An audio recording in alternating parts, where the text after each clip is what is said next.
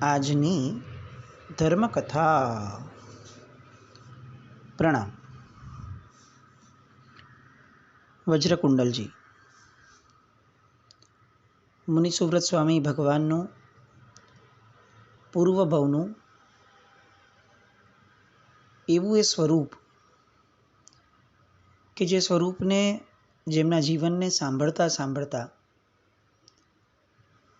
આપણને ફક્ત એમના જીવન માટે, એમના બુદ્ધિધન માટે, એમની વિચારણા માટે નહીં, પણ એક તીર્થંકરના આત્માની સમય સૂચકતા, દીર્ઘદ્રષ્ટિતા, પરોપકારિતા, આવા બધા અનેક ગુણો ઉપર ઓવારી જવાનું મન થાય. આમ જોવા જઈએ તો એક બહુ સામાન્ય જીવન. કદાચ એવું બની શક્યું હોત કે ચક્રવર્તીના પુત્ર છે, પોતે કંઈક મોટું પરાક્રમ કરી અને ચક્રવર્તી તુલ્ય શાસન ભોગવી શક્યા હોત અને આખું જીવન એમાં પસાર કરી શક્યા હોત. પણ જગતની અંદરમાં કેટલાક વ્યક્તિઓ એવા હોય છે જેમના જીવનનું મંત્ર, જીવનનું લક્ષ્ય એ ભૌતિક સમૃદ્ધિઓની પાછળ ઘેલા બની અને જીવવાનું નથી હોતું. જેમની ચેતનાઓ જીવતી છે એવા વ્યક્તિઓ, એવા સ્વજનો, એમના મોઢા પર એક હાસ્ય જોવાનું હોય છે. એવું નથી કે એ કોઈ પુરુષાર્થ નથી કરતા, કમાતા નથી, દુઃખી રહે છે, ગરીબ રહે છે, એવું નહીં. પણ એની પાસે માઇન્ડમાં એક બેલેન્સ છે, એને પ્રેફરન્સ છે કે કોના ભોગે કોને વધુ સચવાય. અને એટલે નિર્જીવ એવા તત્વોને મેળવવા માટે સજીવ એવા તત્વોની ઉપેક્ષા એને ન ફાવે. આ બેલેન્સ વજ્રકુંડલજીના જીવનમાં આપણને એક્સ્ટ્રીમ પર જોવા મળ્યું. ગઈકાલ સુધી આપણે એ પ્રસંગ જોયો કે જે બહુ વિચિત્ર છે. એમના શાળા કામદેવનું મૃત્યુ થયું આકસ્મિક રીતે. એમને ખ્યાલ હતો કે બેન માટે આ જીરવવું અશક્ય થશે અને કદાચ એવું બની પણ શકે કે બેન હવે જીવનના એ હદ સુધીના મોડ પર કદાચ આવી જશે કે જીવન ટૂંકાવી પણ લે. પણ આ બધી શક્યતાઓ ઉપર ચોકડી મૂકવા માટે એમણે જે એક આ પરફોર્મન્સ સ્ટાર્ટ કર્યું, એક્ટિંગ સ્ટાર્ટ કરી, એ ગજબ હતી. એમણે પોતાના પત્ની એને એ હદ સુધી ગળે ઉતરાવી દીધું કે કામદેવના મૃત્યુ પછીથી પોતે મતિથી ભ્રમિત થઈ ગયા છે. હવે એમના પત્નીનું ધ્યાન બધું જ એ આ રાજાને માનસિક રીતે સાજા કરવામાં લાગી ગયું. કામરતીની સામે વજ્રકુંડલજી ચિતા સળગાવડાવી અને કામદેવને જે બાળી નાખ્યો છે એ ચિતામાં અંદર જવા માટે સૌથી પહેલાં તો પ્રયત્ન કરે છે, કૂદી પડવા માટે. એમાંથી માંડ માંડ એને બધા બચાવે છે. હવે એ જીદ પકડીને બેઠા છે કે આ ચિતા જ્યાં સુધી શાંત નહીં થાય ત્યાં સુધી હું અહીંયાથી ખસીશ નહીં. પોતાની આંખ સામે પોતાના સગ્ગા ભાઈનું ચિતાનું સળગવાનું કામ થઈ રહ્યું છે અને તેમ છતાં કામરતીને એનો વિષાદ ક્યાંય એના મન પર ચડતો નથી, કારણ કે અત્યારે એની દૃષ્ટિએ મહત્ત્વ એના ભાઈની મૃત્યુની શૈયા નથી, એના પોતાના પતિની માનસિક સ્થિતિ છે. એ પછીથી ઘર ભેગા થાય છે, રાજમહેલે આવે છે, પણ હવે જમવાની ના પાડી દે છે વજ્રકુંડલજી. એ નથી જમતા એટલે કામરતી એ પણ ના પાડી દે છે. આમ પણ બધા માટે આ દુઃખનો પ્રસંગ છે. હવે વજ્રકુંડલજી એ પોતાના મિત્ર જીન મિત્રને બોલાવે છે. એને આખી આ યોજના સમજાવે છે અને યોજના સમજાવીને કહે છે કે હવે તારે શું કરવાનું છે? તો કે તારે હવે કામરતી પાસે જવાનું છે, પત્ની પાસે મારી, અને ત્યાં જઈને એમને કહેવાનું છે કે રાણીબા, રાજાજીને મેં અલગ રીતે ફોસલાવ્યા અને એમણે જમી લીધું, તો હવે તમે પણ ભોજન આરોગો. એ નહીં માને, કારણ કે મારા જમ્યા પહેલાં એ ક્યારેય આજ સુધી જમી નથી, તો હજી પણ એ નહીં જમે. અને એમાં અત્યારે તો એના ભાઈના વિષાદનો સમય છે. પણ જો એ નહીં જમે તો એનો પોતાનો જીવ અને એના ઘરમાં રહેલો જીવ, એ બંને જીવોનું જોખમ ઊભું થશે.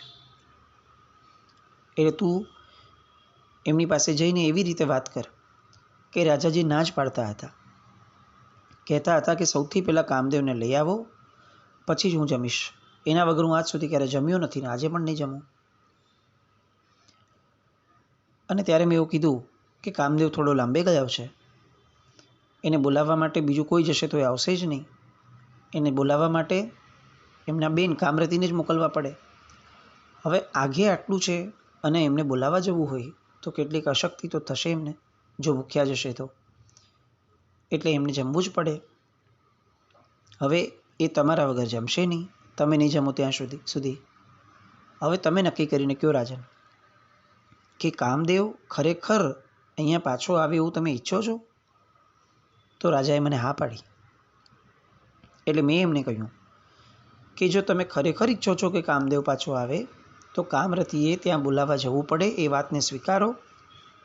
અને એને ત્યાં મોકલવા માટે અત્યારે તમે જમી લો તો એ જમશે અને પછી ત્યાં જશે. અને આ કોઈક સારા યોગ્ય મુહૂર્તમાં થયું હશે મારું આ વલણ, તો રાજાએ સ્વીકારી લીધું અને રાજાએ જમી લીધું. એટલે હવે દેવી આપ પણ ભોજન આરોગી લો. રાજાની આ યોજના રાણીને આ મગજમાં બેસી ગઈ કે ચાલો કંઈક અંશે રાજાજીએ વાપર્યું છે તો ચાલો હું પણ વાપરી લઉં. અને એમણે વાપરવાનું શરૂ કર્યું. મિત્રને કહ્યું જ હતું કે તું એમ પણ ટકોર કરીને આવી જજે કે જુઓ રાણીબા, હવે રાજાની મનસ્થિતિ છે ને થોડી નબળી છે, તો 2-3 દિવસ સુધી તમે થોડુંક રાજાજીને એકાંત આપો. હું એમને કેટલુંક સમજાવવા પ્રયત્ન કરું છું. અને આ 2-3 દિવસ સુધીમાં એમનું જે પણ થશે તબિયતનું સ્તર એ હું આપને જણાવતો રહીશ, પણ આપ જમી લેજો, કારણ કે હું એમને જમાડી લઈશ. અને આપણી આગળ તો કારણ પણ છે કે 2-3 દિવસ સુધીમાં આ કામદેવને બોલાવવામાં સમય વ્યતીત થઈ જશે, તો આપ જમી લેજો. એ પણ જમશે ને આપ પણ જમી લેજો. રાણીએ સ્વીકારી લીધું આ વાત. અને રાજાજીને જમાડવાની વાતમાં તમે જરા પણ પાછી પાની ન કરતા આવી ટકોર સાથે એમને જીન મિત્રને ત્યાંથી રવાના કર્યો. આ બાજુ જીન મિત્ર ફરીથી અહીંયા રાજાજી પાસે આવ્યા. 2-3 દિવસ તો વીત્યા. આ 2-3 દિવસની અંદરમાં અલગ અલગ લોકો પાસેથી રાણીબા પાસે એવા સમાચાર મોકલાવાયા કે આ રાજાજી કંઈ પણ કરી રાખે છે, સાવ ઘીલા થયા છે, પોતાની પર કોઈ કરતાં કોઈ નિયંત્રણ નથી. એના કારણે રાજાજીને ક્યાંક કોઈક બીજો મોટો રોગ ન થઈ જાય, માનસિક વ્યાઘાત ન પહોંચી જાય, એની અમને ચિંતા છે. સતત આવા સમાચાર મળવાના કારણે કામરતીના મનની અંદરમાં ક્યાંય પણ પોતાનો ભાઈ ગુજરી ગયો છે એ વાત માથે ચડી જ નહીં. એની માટે સૌથી મોટી ચિંતાની ધારા એ હતી કે મારા પતિ આ રાજા જે છે એમને કંઈ થઈ ન જાય. બધું યોજના પ્રમાણે ચાલી રહ્યું હતું. હવે 3 દિવસ ગયા, 4થો દિવસ થયો એટલે જીન મિત્ર જે છે એ રાણી પાસે પાછો આવ્યો. એમણે એમ કહ્યું કે રાણીબા, મેં રાજાજી પાસે આ બધી જે એમની સ્થિતિ જોઈ, સાવ બાળક જેવું એમનું વર્તન જોયું, એટલે મને એવું થયું કે હવે આમ તો કંઈ અર્થ સરશે નહીં. એટલે મેં આપણા જે કુળદેવી છે એ કુળદેવીને મેં પ્રાર્થના કરી. અને પ્રાર્થના કરતાં મને એવું લાગ્યું કે એમણે મને સંકેત આપ્યો છે. એમણે સંકેત એવો આપ્યો કે જ્યાં સુધી દેવી કામરતી આ નગરમાંના એક જિનાલયની દરરોજ પૂજા નહીં કરે ત્યાં સુધી રાજા સ્વસ્થ નહીં થાય. એને કહો કે પરમાત્માની ભક્તિ વધારે. જો એ પરમાત્માની ભક્તિ વધારશે તો અહીંયા એના પુણ્યથી ઘણું સારું પરિણામ આવશે. આટલું કહી અને કુળદેવી તો અલગ થઈ ગયા હતા. હવે હું જાગી ગયો અને પછી તમારી પાસે આવ્યો છું, અને આ સ્વપ્ન જે મને આવ્યું હતું એનું અર્થઘટન રૂપે મને એવું લાગે છે કે દેવી, તમે હવે અહીંયા મહેલમાં બેઠા બેઠા રાજાની તબિયત સુધરીની રાહ જોવા કરતાં આ પ્રયત્ન કરો તો કેવું? રાણીબાને તો પોતાના પતિની તબિયત માટેનો જે પણ સંકેત આવે એ તો સ્વીકાર્ય જ હતો, અને એમાં પણ પરમાત્માની ભક્તિની વાત આવે તો કેમ ન ગમે? કારણ કે વજ્રકુંડલજીને સૌથી ગમતો વિષય જ આ હતો. એટલે એ દિવસે મોટા રસાલા સાથે રાણીબા પરમાત્માની ભક્તિ માટે નીકળ્યા. જિનાલયના 2 દેરાસરોના દર્શન કર્યા નગરના. એ બંને જિનાલયોની અંદરમાં સુંદરમાં સુંદર દ્રવ્યો, સુંદર ભાવો સાથે ભક્તિ કરી. ઘરે આવ્યા. હજી તો માંડ બપોરનું જમ્યા હશે ત્યાં અચાનક જીન મિત્ર આવ્યો અને એમણે એમ કહ્યું કે દેવી, આજે આપ નગરમાં ગયા હતા જિનાલયમાં? અને આમણે કીધું કે હા. તો કે આજે રાજાની અંદરમાં એક બહુ મોટું પરિવર્તન આવતું હોય એવું મને લાગ્યું. એકદમથી કારણ વગર રાજાજી કેટલેક અંશે પોતાના ભાનમાં આવતા હોય એ રીતે રાજ્યની કેટલીક વ્યવસ્થાઓની અંદરમાં ભાગ લેવા લાગ્યા. મને એવું લાગે છે કે કુળદેવીજીએ જે કીધું છે એ બધું યથાર્થ હશે. હવે એ ધીરે ધીરે એમના પરચા આપી રહ્યા છે, તો આપ આ વાતને બરોબર આગળ વધારજો. અને હજી 2-4 દિવસ હું રાજાની સાથે આ વસ્તુના સંદર્ભમાં વાત કરીશ. આપ રાજાથી થોડા દૂર રહો અને જેટલું થઈ શકે એટલો સમય રાજાજીના તબિયતના હિત માટે તમે જિનાલયોમાં વધારે ને વધારે આપો. બીજા 2-3 વ્યક્તિઓ પાસેથી પણ રાણીબાને આ સમાચાર મોકલાવાયા. એટલે હવે રાણીબાના મન આ વસ્તુની કન્ફર્મેશન, આ વસ્તુનું ગંભીરતાનું સ્તર સમજાયું કે ભાઈ આ જિનાલયની અંદરમાં ભક્તિ કરવા માત્રથી રાજા એ એમના માનસિક વ્યાઘાતમાંથી બહાર નીકળી રહ્યા છે. પછી તો શું જોઈતું હતું? રાજા પ્રત્યેનો પ્રેમ અપૂર્વ હતો જ. રોજના 3-3, 4-4 જિનાલયો, એની અલગ અલગ ભક્તિ, આમ કરતાં 6-7 દિવસ વીતી ગયા. અને એ પછીથી રાજા સ્વયં રાણીબા પાસે મળવા જાય છે અને એકદમ સ્વસ્થ રીતે રાણીબાને એ સમજાવે છે કે તમારી જીની ભક્તિના પ્રતાપે મારા મનનો વિષાદ ખૂબ ઘટી ગયો છે. મારા મનને સ્વીકાર્ય બન્યું છે કે જીવ આવ્યો હતો આ જગતની અંદરમાં, એને ક્યારેક તો જવાનું હતું. બહુ દુઃખ થયું, આકસ્મિક થયું, પણ તેમ છતાં કામદેવના મૃત્યુને આપણે સ્વીકારવું જ રહ્યું. અને દેવી, આ વાતને હું તો સમજું જ છું, હું ઈચ્છું છું કે આપ પણ સમજો. અને હવે આપણે આપણા જે નિત્ય કાર્યો અને આપણા જે જીવનના આવશ્યક કાર્યો છે એ બધામાં ધર્મને આગળ કરીને આગળ વધીએ. મારા માથે જે પણ આ મુશ્કેલી આવી હતી મારા ભાગ્યની અંદરમાં, એ મુશ્કેલીનું નિવારણ આ પરમાત્માની ભક્તિથી થયું છે. એટલે હવે આપણે આપણા જીવનમાં એને જ મુખ્ય આધાર અને કર્તવ્ય માની અને જીવનમાં પરમાત્મા ભક્તિને આપણે વધારીએ અને એમ કરતાં કરતાં આપણે આપણું જીવન સુંદર રીતે વ્યતીત કરીએ. રાણીબાના ગળે વાત ઉતરી ગઈ. પ્રત્યક્ષ પરચો જોયો હતો કે અહીંયા એ પોતે ભક્તિ કરતા હતા અને ત્યાં રાજાની તબિયત સારી થતી હતી. એમને ગળે ઉતર્યું અને અંતે એક આખો એવો પ્રસંગ કે જે પ્રસંગ કદાચ રાણી માટે એમના જીવના વ્યાઘાત સમો થાત, એ પ્રસંગ અંતે ધર્મનું મહત્ત્વ વધારી અને આ બંનેના જીવનમાંથી પસાર થયો. મૂળભૂત વાત, વજ્રકુંડલજીની આ યોજના કોઈ પહેલેથી પ્લાન કરી રાખ્યું હોય અને એને એક્ઝિક્યુટ કર્યું હોય એવું ન હતું. આકસ્મિક પ્રસંગ બન્યો અને આકસ્મિક રીતે જ આ વસ્તુની ઘટના બની અને તરત જ કામરતીના જીવનની અંદરમાં કોઈ મુશ્કેલી ન આવે એટલા માટે આ આખી યોજનાને એમણે પાર પાડી. આપણા જીવનને, આપણા સ્વજનો સાથેના આપણા વર્તાવને અને આવા પ્રસંગો બને એ સમયના આઉટકમ રૂપે ધર્મને મહત્તા રૂપે સ્થાપવા માટેના આપણા લક્ષ્યાંકોને આપણે એનાલાઇઝ પણ કરવા જોઈએ અને કમ્પેર પણ કરવા જોઈએ આ પ્રસંગ સાથે.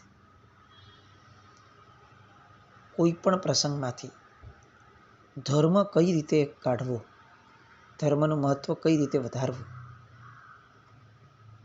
એ કળા છે. જે કળા આપણને તો જ હસ્તગત થાય જો આપણા પોતાના જીવનની અંદરમાં ધર્મનું મહત્ત્વ હોય.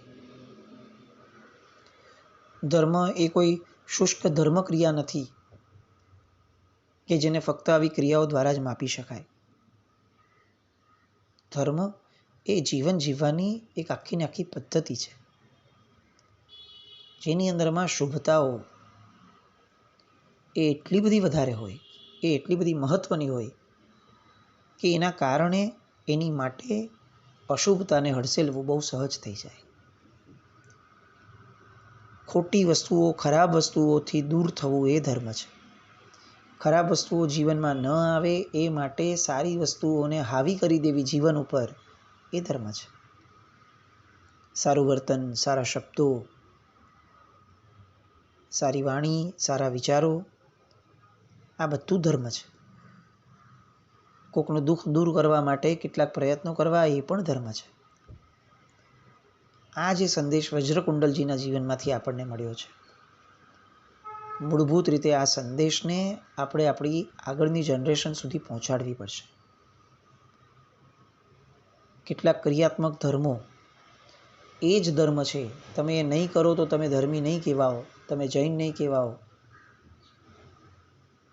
એ વાત લાક્ષણિકતાની દ્રષ્ટિએ બહુ યથાર્થ છે, પણ ફક્ત એની પર અટકાવવા માટે અને એટલે સુધી પહોંચાડવા માટે જ જો આપણે યત્ન કરશું તો આ બધી ક્રિયાઓથી બિયોન્ડ એક ધર્મ છે કે જે આ ધર્મ ક્રિયાઓ દ્વારા પામવાનો છે.